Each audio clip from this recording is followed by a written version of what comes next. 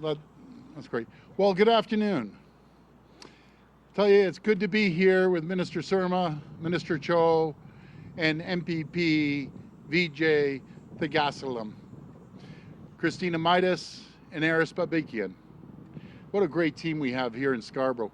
I also want to thank Bill Verster from Metrolinx, the CEO, joining us today. And I got to tell you, I talked to a lot of folks that head up our agencies, and we have the best of the best anywhere in the world with Phil Verster. The guy's an absolute champion.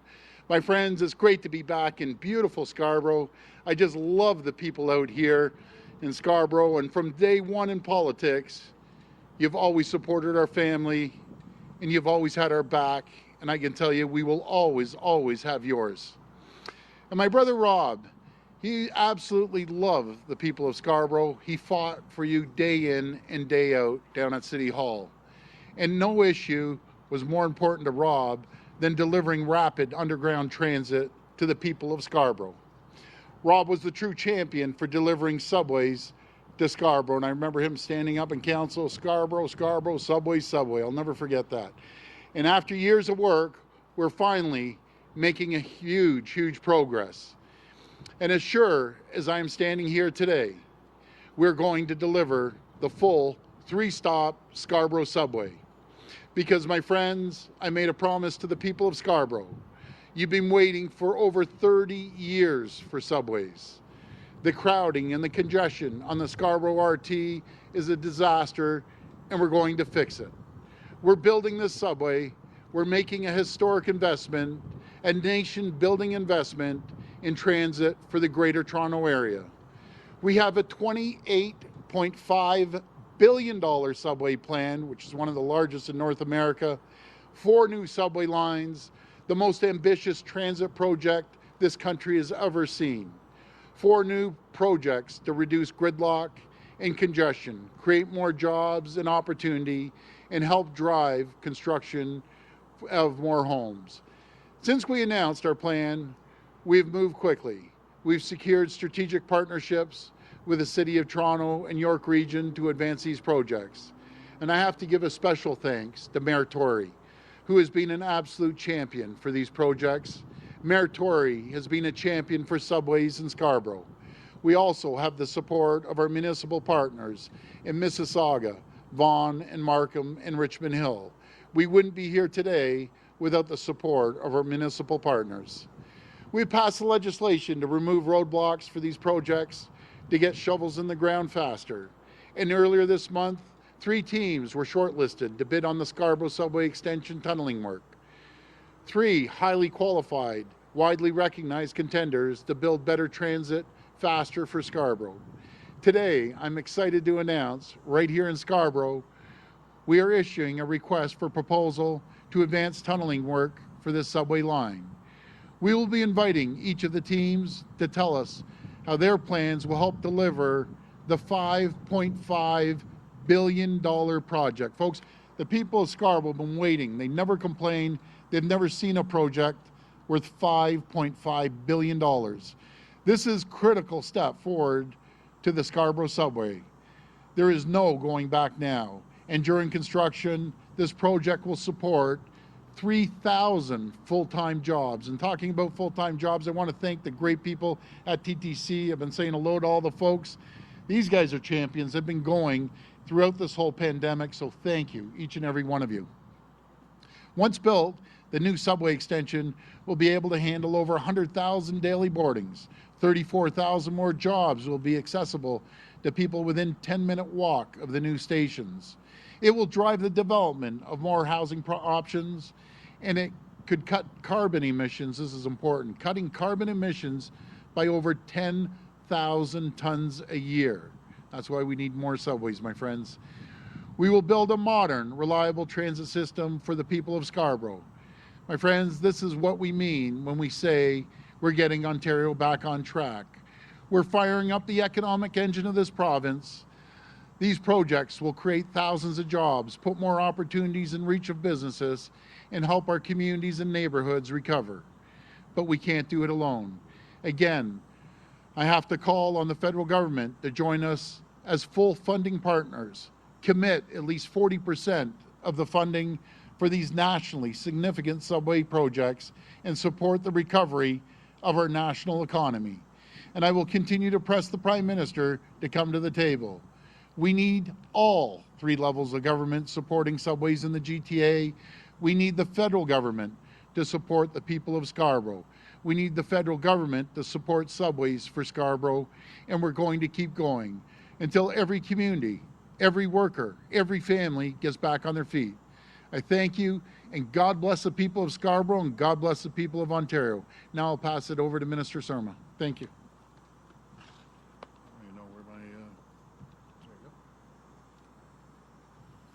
Thank you very much, Premier Ford. Our government is committed to building better public transit faster so that people can get to where they need to go.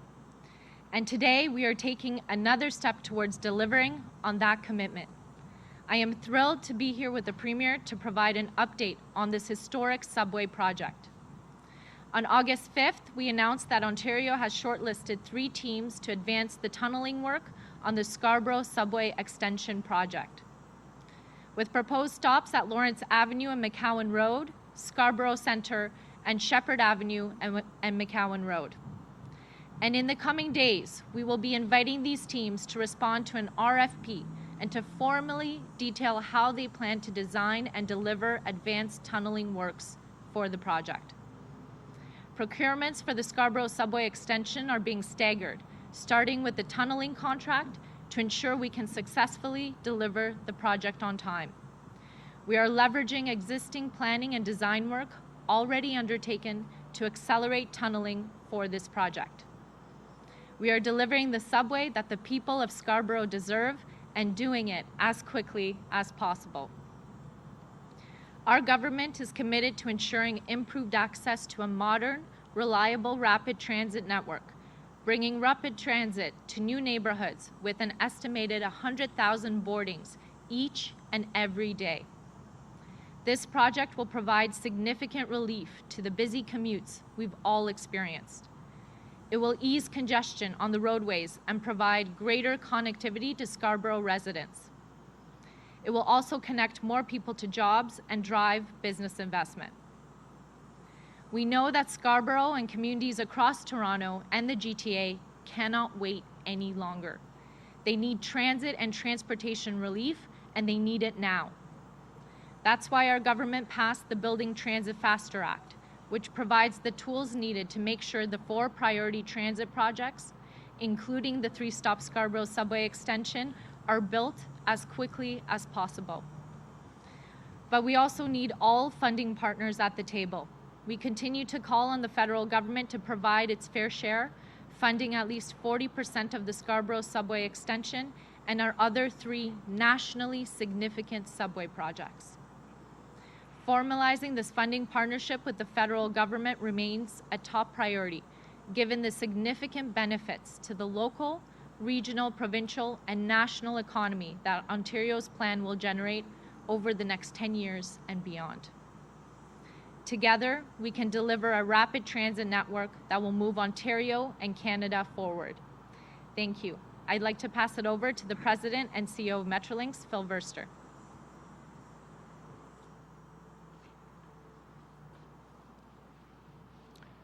Thank you, Premier.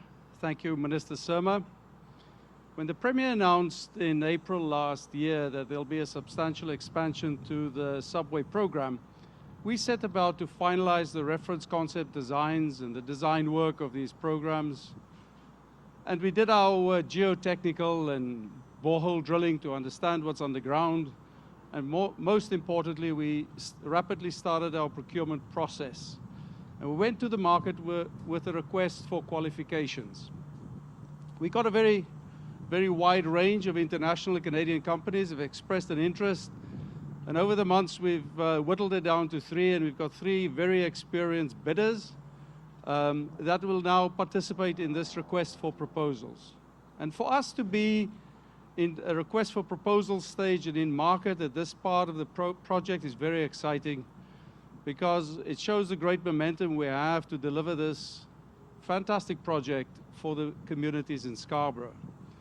And you've heard the references to how many daily riderships we expect and the jobs close to the stations. And I think what's really important, it's part of creating a network for transit in the GTA. And you can see that an extension to Line 2, which the Scarborough extension is, will connect people to all of Line 2, but also via PAPE, create an interface to the Ontario line, and then also transfers at Kennedy to the Stouffville line for GO, as well as a transfer at Kennedy to the Eglinton Crosstown LRT. What's also really important for me, and I'm pleased to just confirm that our Communities Benefit Program will be part of what we do in this project. And our Community Benefit Program that we've rolled out on all of our large projects and our LRTs have two components to it. It's got an apprenticeship and a workforce development component whereby disadvantaged groups as well as youth at risk groups are given opportunities to get employed, and it's been hugely successful on other projects such as Eglinton Crosstown, and also where we encourage the successful proponent and bidder to procure quite a lot of services, a whole range of services, from food and beverages through to printing services to local procurement with local businesses. We're very excited about those programs. But mostly, we're very excited about this project. This will be great for Scarborough, it'll be great for Toronto. Thank you for the opportunity to share that with you, and I'm asking Minister Cho to make a few comments.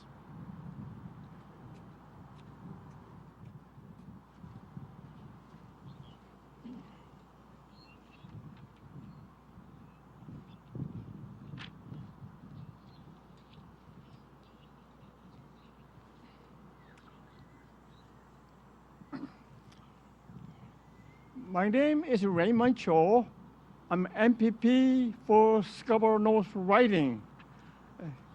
Thank you, Minister Kingasuma, and I'm joined with my colleagues, MPP PJ Tanisangalam, and MPP Christina Mitas, and MPP Alice Babakian. Thank you for joining me today. And I'd like to thank the Minister Kingasuma, especially Premier Ford. When Premier Ford and I were Toronto City Councillors, we fought for Scarborough Subway.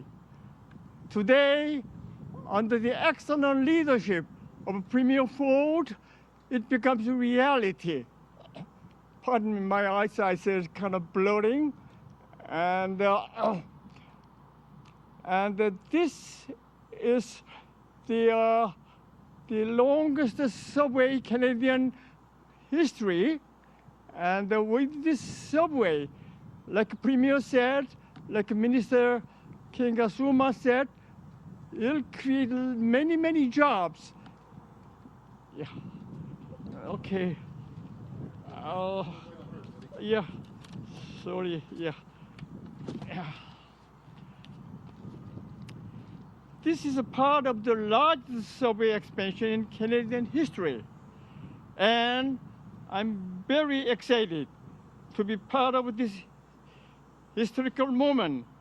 I'd like to thank Premier Ford, Minister Kingasuma, for delivering this great news for the people of Scarborough. And thank you everyone for coming. Thank you.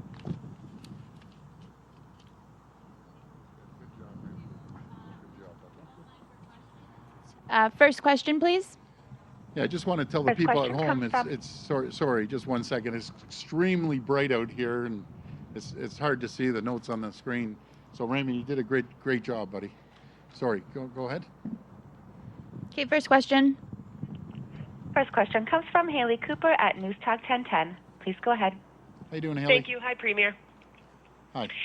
So, Premier, News Talk 1010 revealed the details of its exclusive poll today, and the majority of parents are very clear that your government has not reassured them that sending their kids back to school is safe, and they don't care how the sausage is made. They want the politics left on the table and just be clear about how you are going to keep kids safe in September. So what's your reaction to that?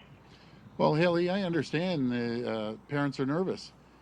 I have 4 girls. I get it. We have the best plan in the country, bar none, end of story. When we consulted with sick kids, when we consulted with the health table, consulted with the Ministry of Health, and when Dr. Williams, the chief medical officer in the entire province, approves it, I think it's a really good system that we've put in place. Now, we're pulling out all the stops.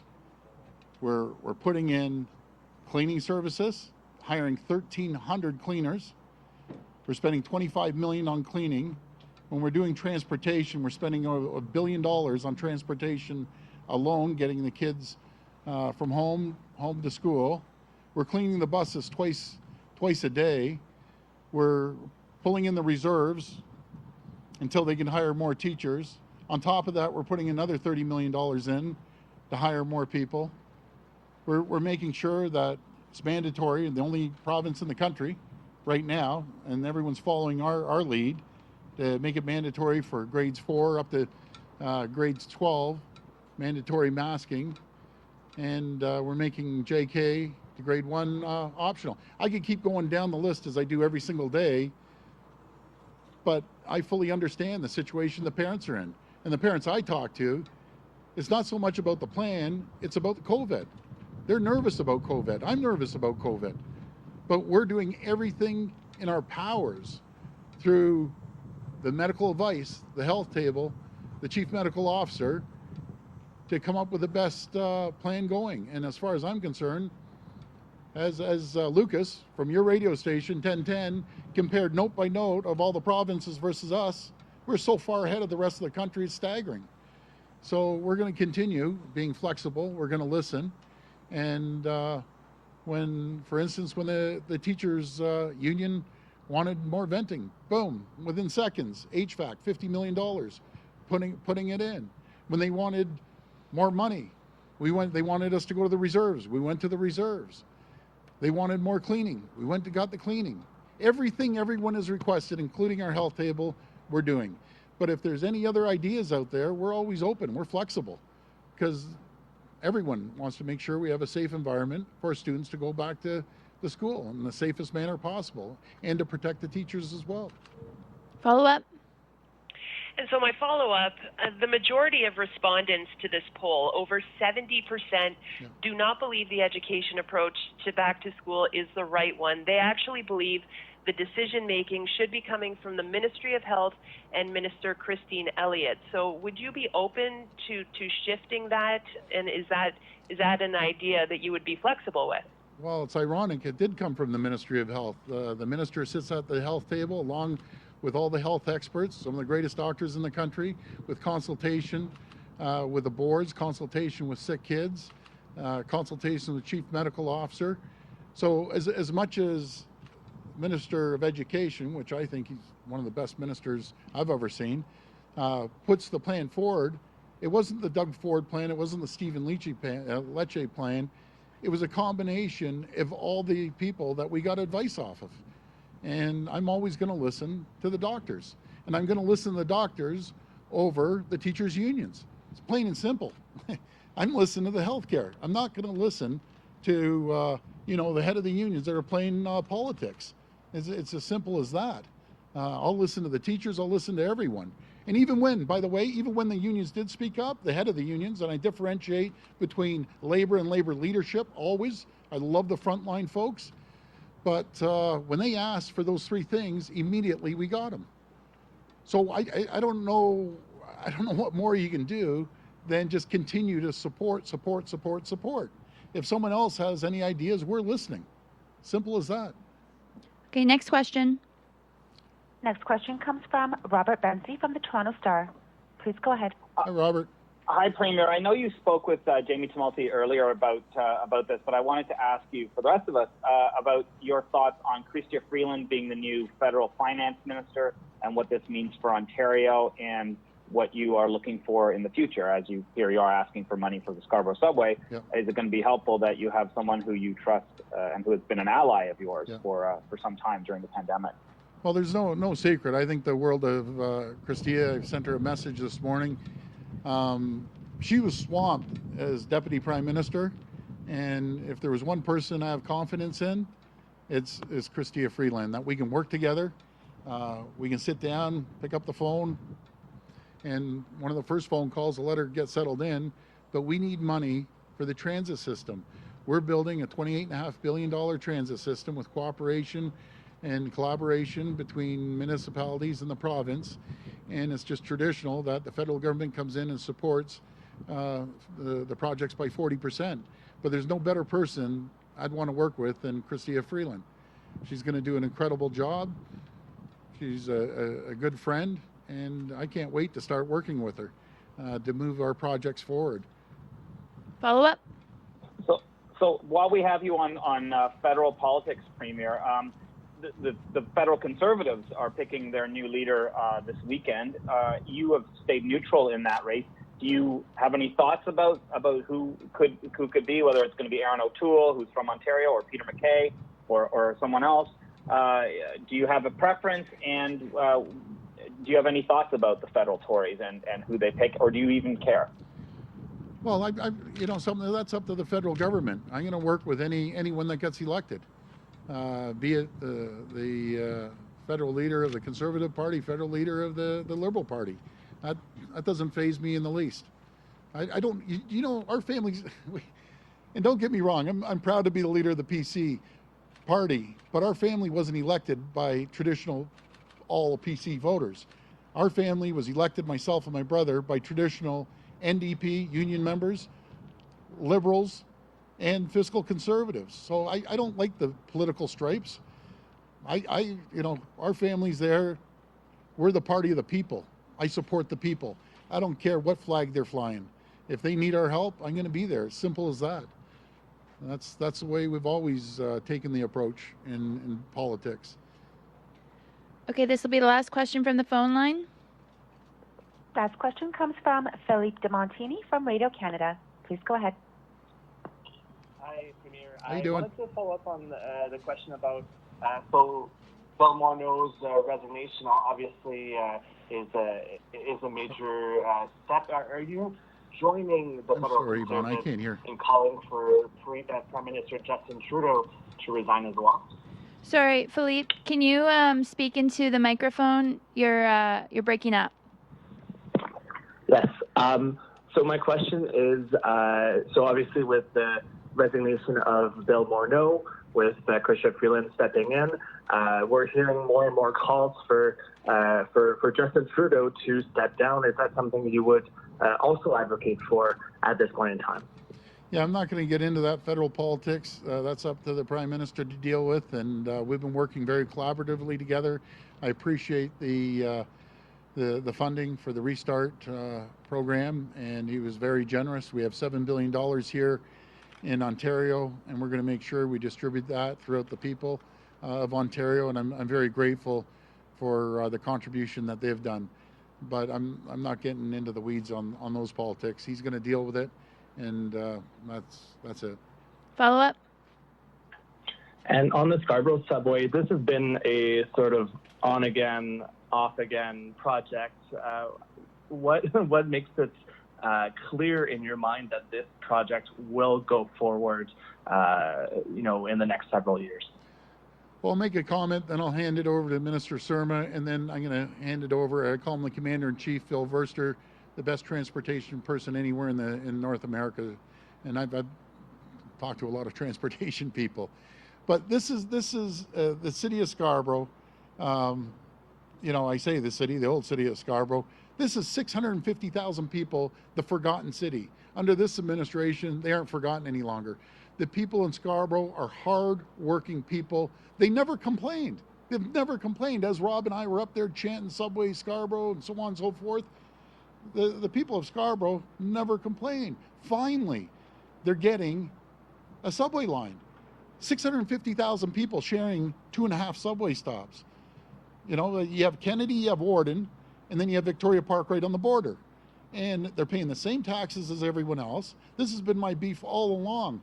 These people are working their backs off. Imagine you're living out by the zoo, and it was beautiful out there, and you want to get employment downtown. It'll take you an hour and a half if you get on public transit to get downtown. That's 3 hours every your day. Now we're going to build a subway system that can get people from point A to point B a lot quicker. And this is just the beginning of the subway network that we plan on building in Scarborough. And I love the people of Scarborough. The problem is they haven't had their fair share of the pie. And now this government's going to give them the fair share of the pie, finally, after decades and decades and decades of waiting. But I love the people here. They don't say a word. They just go to work. They work their backs off. They come home. So we're going to be their voice. And I have 4 great MPPs. These guys are champions. They're always voicing the concerns of Scarborough, and that's one of the reasons they have it. I'm going to pass it over to Minister Surma. Thank you.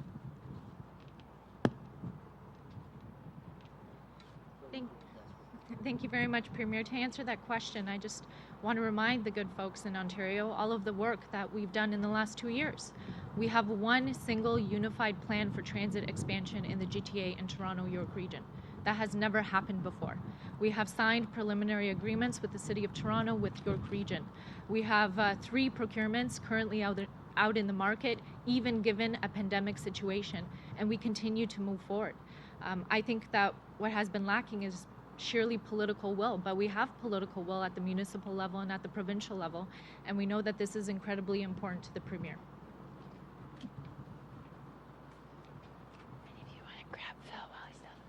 What's really important to keep in mind with the subway expansion program, together with the GO expansion program that we are putting in place, is that we are creating a network of transit throughout the region. And that network of transit gives people options to transfer. And what's very pertinent in the case of Scarborough is if you travel from Scarborough City Centre with Ontario Line built, Scarborough subway expansion built, it saves something like 20 minutes off a journey between Scarborough City Centre and downtown. This is but one of the journeys. And what's really attractive for our program currently is that network effect of having subway expansions together with GO transfer expansions, together with bus services that we run. This region will have the economic momentum, which is what transit is. It gives economic momentum for the future. Thank you very much. One quick question. How is the schedule for Metrolinx changing coming this Friday?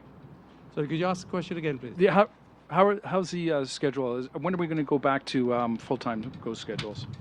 Right. So when COVID really struck, we saw a massive decrease in ridership on our GO services. And we've reduced our GO service by more than half. But what's really exciting is in the last couple of weeks, we've seen gradual, steady growth of our ridership. And over a few dates in September, the 5th, the 8th, and the 12th of September, we're expanding our train services on all 7-hour routes. And mostly it's like 2 extra trains in the morning peak and 2 extra trains in the evening peak. And on lines such as Stouffville and Kitchener, we're putting total new weekend services in place. In total, we're adding 154 services in September. And that coincides with the big objective to move people as the lockdown starts to lift. And we've seen that trend in ridership, which we're now supporting with new services. And what about the protocols? Are there any new additional protocols for safe distancing and COVID? Yeah, so we've gone further than nearly any other transit agency in the world. When you look at what we've done on our GO buses as well as on our GO trains, we are in a fitment program where we've got polycarbonate screens between every seat that will separate people from whomever sits next to them or whomever sits across from them. We're doing that on both our trains and our buses. The thing we're really excited about is we've created health kiosks across our network where we help our customer base to understand what is the safety risk that they face from COVID, and where we also support people's understanding of how intensive our cleaning program is. On all of our trains, we have entrance points and exit points to minimize how people walk past each other, lots of indicators to help people to find their way around our network. And we've got a policy as well that we'll have hand cleaning agents at every doorway, whether it's a train doorway, whether it's a bus doorway. So our focus on the health of our customers as they travel is paramount. And I think we are very excited to see customers return to our service. I can also just share that the customers' response to what we're doing has been exceptionally positive, and it's an exciting time for us to slowly but surely ramp up our operations again. Okay, thank you, everyone. Thanks, everyone. I want to give a shout out to the great TTC workers that worked through this pandemic. You guys are the best of the best, and I thank you. Keep going. I have your backs. Thank you. Thank you. Thanks, buddy. Thank you. You guys deserve the hand, not me. Here, thank you, guys.